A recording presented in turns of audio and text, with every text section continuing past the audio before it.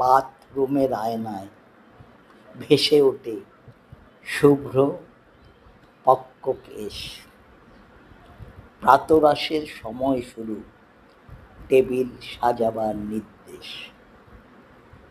রাতের খাবার নিয়ে বসে আছি, লাগছে ভালো বেশ।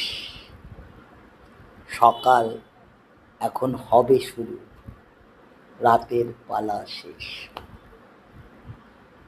বালুকা পায়ে মস্ত বোঝাই ক্লান্তির শেষে নাওয়া।